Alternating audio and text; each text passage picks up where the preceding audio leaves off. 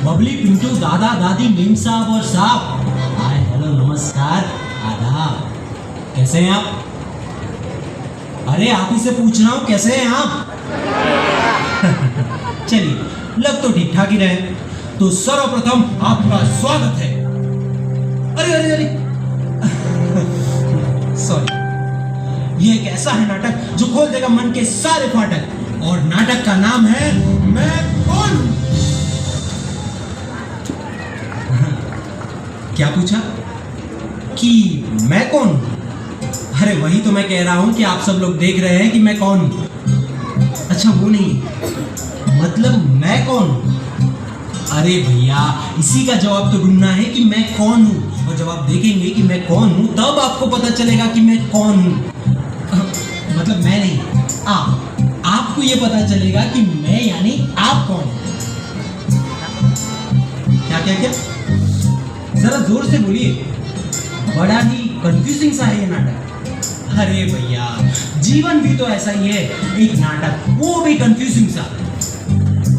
ठीक है, तो सीधा पॉइंट पे आते हैं। पहले से शुरू करके अंत तक जाएंगे। ध्यान से सुनिएगा, पहले से शुरू करके अंत तक जाएंगे और अंत से वापस पहले तक आएंगे, क्योंकि वास्तव में अंत जैसा कुछ है ही नहीं। अरे नहीं नहीं नहीं नहीं, कुछ फेंक के मारेगा मत। अब कंफ्यूज नहीं करूंगा, बस प्रॉमिस। हाँ चलिए, तो शुरू से बताता हूं अपने जीवन की कहानी। और तो कोई है नहीं है, इसीलिए सुनाता हूं अपनी ही जुबानी। दिनांक 1 अक्टूबर साल 1955, जिस दिन से शुरू हुआ जीवन और बचपन। तो जन्म हुआ था मेरा भी जैसे सबका होता है, उसी तरह रोया मैं भी जैसे सब कोई रोता है। उआ, उआ, उआ, उआ। आस पड़ोस वाले आके बोले क्या हुआ क्या हुआ? बापू ने हंस के कहा बेटा हुआ बेटा हुआ। सबने दुलारा पुचकारा, अब क्या रखेंगे नाम? मां तपाक से बोली ये तो है बुआ का काम। बुआ ने आते ही बम फोड़ा, नाम रखा मंसूर, जिसको जिंदगी में कभी न मिलने वाला था मन का असली सुर। सच पूछो तो नाम पसंद ना था मुझे कतई, पर जिसका नाम रखा जाता है उसको कोई पूछता है भाई। आपके साथ भी शायद ऐसा ही हुआ होगा, है ना? खैर जो भी, अकेला मेरा जन्म नहीं था, साथ ही में जन्मा था एक रिश्ता भी, बेटे और माँ बाप का। सो शुरू हुआ प्यार दुलार और लालन पालन। बीते थोड़े सर्दी गर्मी, बीते थोड़े सावन। उम्र हो चली थी स्कूल की, माँ बाप ने नहीं भूल की, तुरंत करा दिया स्कूल में दाखिला। यहाँ मुझे एक नया रिश्ता मिला, विद्यार्थी और शिक्षक का। तो पढ़ाई में थे हम एवरेज, थी गाड़ी अपनी मीटर गेज, साथ ही में पसंद थी बाकी सब प्रवृत्ति। इन शॉर्ट जिंदगी थी अपनी हंसती कूदती। यूं खेलते पढ़ते बन गए मित्र मेरे अनेक। इसी तरह जीवन में जुड़ा रिश्ता और मित्र का और मित्र का। बहुत कुछ सीखा, कुछ अच्छा कुछ बुरा। समय कटता रहा, ध्यान बढ़ता रहा, यहाँ और भी मित्र बने। यूं नए नए रिश्ते और रोल मिलते रहे। उन दिनों डॉक्टरी के पेशे का बड़ा बोलबाला था, आज भी है। तो बस फरमान जारी हो गया कि मंसूर तू तो डॉक्टर ही बनेगा, तब जाके बिरादरी में नाम रोशन होगा भैया। डॉक्टर बनने के लिए चाहिए था अच्छे मार्क्स का आदर, और मेरे मन में बसा था वैसे ही व्यापार। खाई माँ बाप समाज की अपेक्षाओं ने मार। जब बना नहीं मैं डॉक्टर तो खोला अपना कारोबार। अब आप तो जानते ही हैं, ये बिजनेस थोड़ी ना खेले बच्चों का। साम दाम दंड भेद सब चाहिए इसमें। ये काम नहीं है कच्चों का। दिन रात मेहनत करता, न वक्त पे खाता न सोता। सबके साथ होकर भी मैं बस अपने में ही होता। धीरे धीरे बिजनेस का बढ़ाने को विस्तार, बनाया मैंने एक बंदे को अपना भागीदार। ये था और एक रिश्ता। पार्टनर से पार्टनर का। यूं मेहनत के दिन चलते रहे, प्रॉफिट से हम मचलते रहे, सब चल रहा था ठीक ठाक, मार्केट में भी हम वो चले थे बेबाक। पर एक दिन की घटना ने दे दी बड़ी हैरत। सगे भाई सा भागीदार निकला बड़ा ही कपटी। मुझको अंधेरे में रख उसने धंधे में मारी लपटी। दगा दगा दिया उसने मुझे, मेरे विश्वास की धज्जियां उड़ा दी। मुझे कहीं का नहीं छोड़ा, सब हड़प लिया। और तो और मुझे किसी पे विश्वास करने के लायक नहीं छोड़ा। तब एक और रिश्ते के बारे में मैंने जाना, मतलब का रिश्ता। दुखी दुखी में रहा कई दिन, सपने सारे गए थे छीन।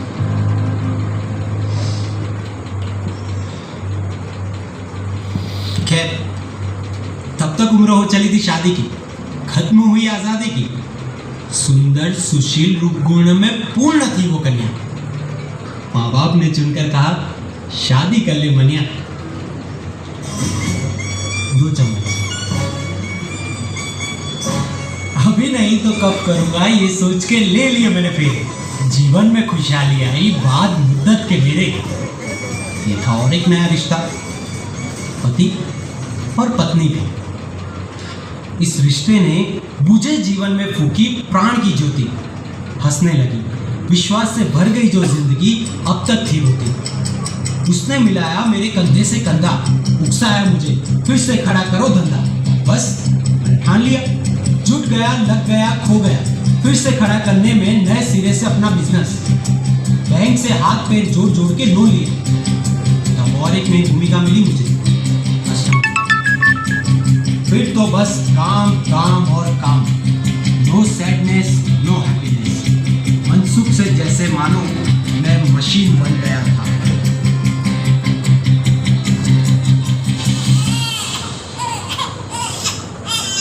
फिर मुझे जीवंत होने का एहसास तब हुआ था जब बच्चों का जन्म हुआ था। बहुत बहुत खुश था मैं। मन ही मन में उनके भविष्य को लेकर कई सपने और योजनाएं बना ली थी मैंने। एक ही लक्ष्य था आंखों के आगे, अति वैभवी जीवन दे सकूं पत्नी व संतानों को, जाऊं इतना आगे। यूं मेहनत लाने लगी रंग, देखने वाले होते तक, खुद से थी खुद की ये जंग, दिल में था बस सक्सेस का उमंग।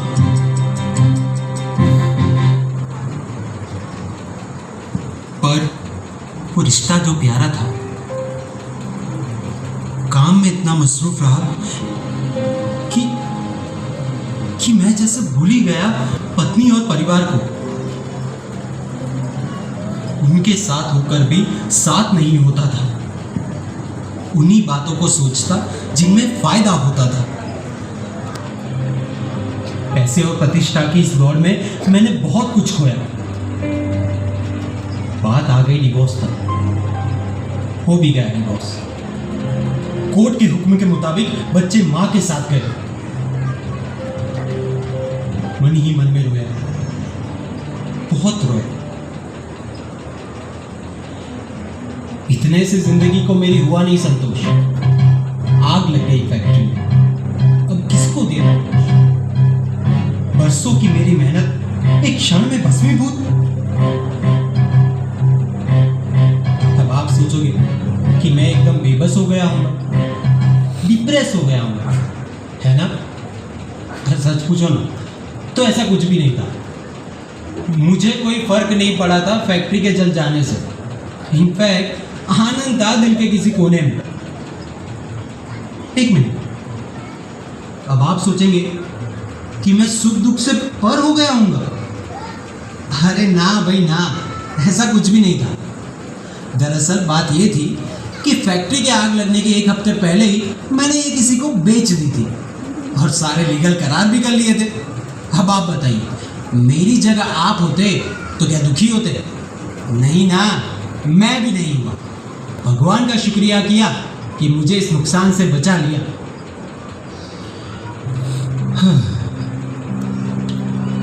उसके बाद जिंदगी में कोई खास प्रयोजन यह प्रवृत्ति थी नहीं।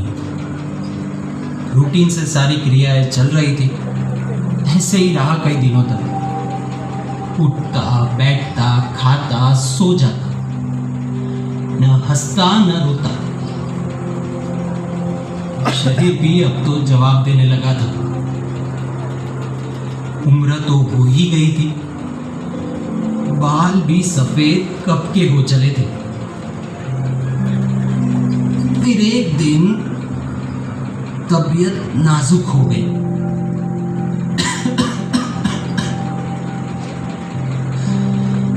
एक नया रोल अदा करने मिला, पेशेंट का। एक नया नाता जुड़ा डॉक्टर के साथ। फिर यह सिलसिला चलता रहा दवाइयों का। कुछ साल चला जैसे तैसे। फिर आखिर एक दिन शरीर टेह बोल गया।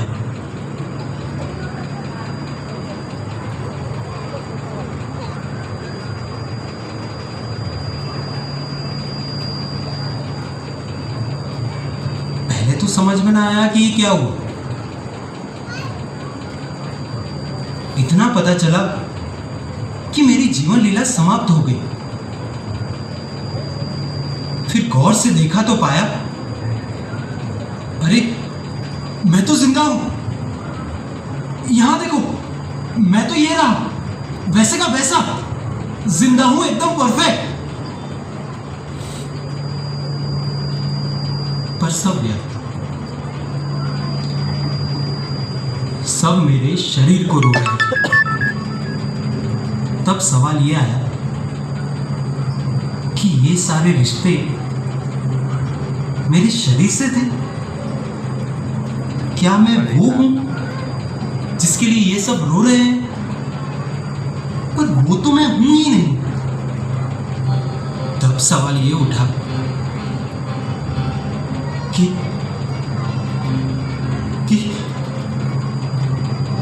मैं कौन हूं? मैं कौन हूं? मैं कौन हूं? मैं कौन हूं?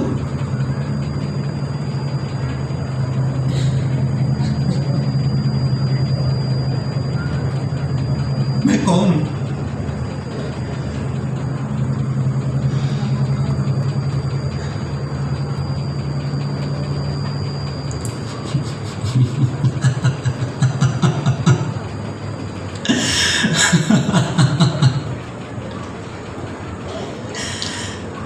मेरी जगह कोई भी होता तो ऐसे ही रोता।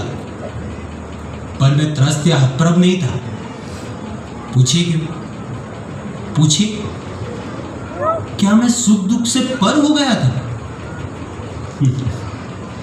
तो अब की बार जवाब है, सिर्फ सुख दुख से नहीं, बहुत सारी ब्रह्मणाओं से भी मुक्त हो गया था मैं।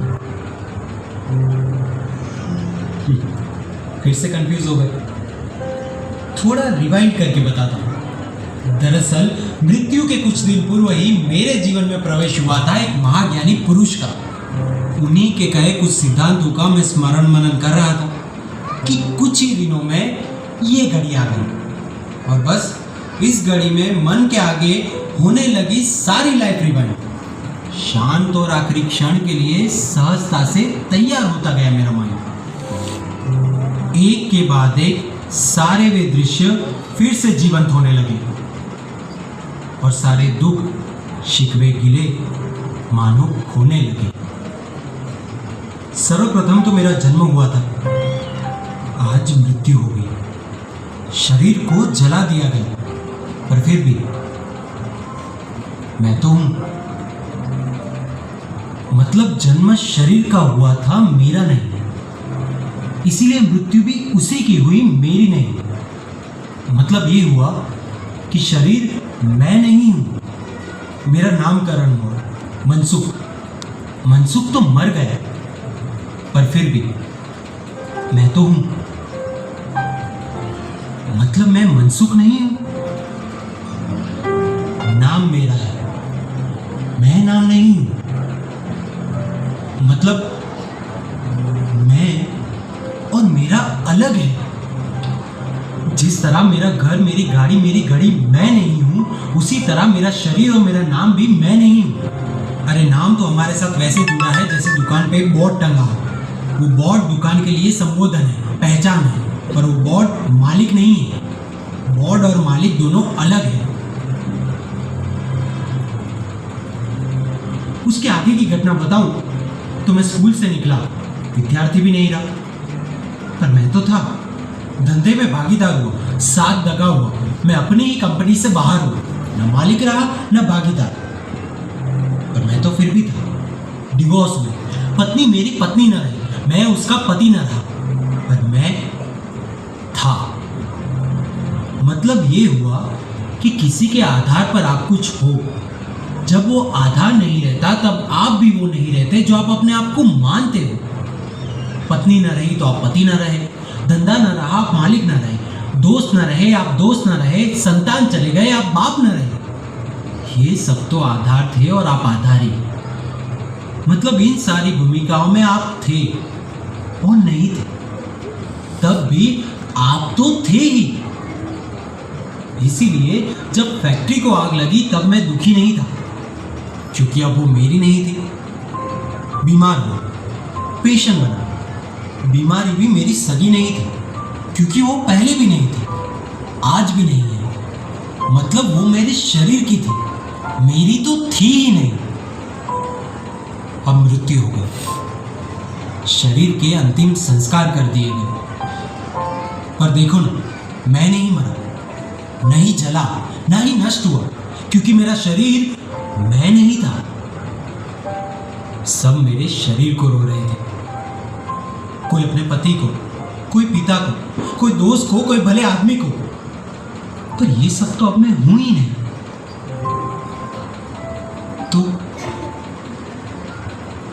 तो मैं कौन हूं? उत्तर का साक्षात्कार हुआ कि मैं आत्मा हूं, शुद्ध आत्मा। अरे रे, जीते जी समझ ली होती इतनी सी ये बात, न होता सुख का क्षणिक भ्रम, नहीं होती दुखों की काली रात। पर मेरे इस मैं के भ्रम ने मचाया ऐसा बवाल कि जीवन भर उलझता रहा, कभी खुशहाल कभी बेहाल। इसीलिए मैं आपको देता हूं बिन मांगी एडवाइस, अभी से जान लो सत्य ये, बनो स्मार्ट बी वाइज। तो आओ अब ना समय गाओ, अब भ्रम में ना गोते खाओ, मुक्त हो चलो नाचो गाओ, जीवन का रस लेते जाओ, पूछते रहो खोजते रहो। एक ही तो है प्रश्न, कौन सा प्रश्न? अरे वही तो, मैं कौन हूं, मैं कौन हूं, मैं कौन हूं? इसी सवाल का जवाब पाना नहीं रहा मुश्किल। सही मार्गदर्शक मिलने पर पास ही है मंजिल। अपने आप ही होते नहीं उपलब्ध ऐसे ज्ञान, कृष्ण जैसा कोई सारथी चाहिए, धरे जो आत्मा कमान। गहने से सोना छटवाने चाहिए जैसे सुनार, उसी तरह जो ज्ञानी मिले तो ही हो नैया पार। जो खुद मुक्त हुए और हमें भी पल में देते मुक्ति, वैसे ज्ञानी की कृपा का अवसर यानी ज्ञान विधि। अपने शुद्ध आत्मा के साक्षात्कार के लिए आवश्यक है ज्ञान विधि। क्या आवश्यक है? बोलिए मेरे साथ, ज्ञान विधि। वाह, स्मार्ट आत्मा है आप। चलिए बाय। अरे अब जाइए और ज्ञान विधि के बारे में पता कीजिए। जाइए, bye bye, have a nice day.